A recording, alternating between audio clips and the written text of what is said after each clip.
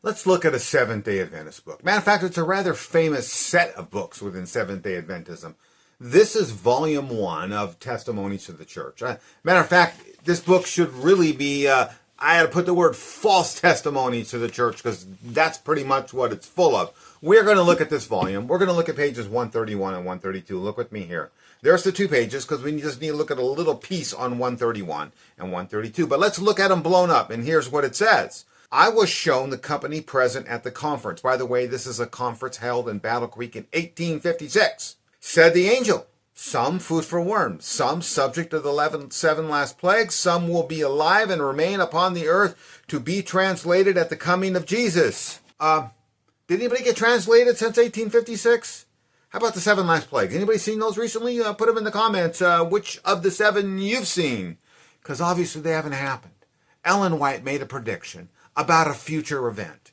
Nothing in that prophecy she said was true except, well, they're all food for worms now. And by the way, Seventh-day Adventists, there's no condition in that statement.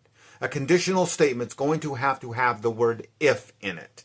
This prophecy doesn't. This prophecy is not conditional. There is no if. They all died. They're all food for worms. Nobody was translated to heaven. The 7 last plagues haven't came. And Ellen White is a proven false prophet. But we had this warning from Jesus. Look with me here. Matthew 7:15-20. Jesus tells us about false prophets and how do we recognize them. And then it's really verse 20 I want you to read. We're going to recognize them by their fruits. And what are the fruits of false prophets? Well, it's false prophecies. So what is the fruits of Ellen White's works? It's false prophecies. How can you recognize Ellen White? By her false prophecies.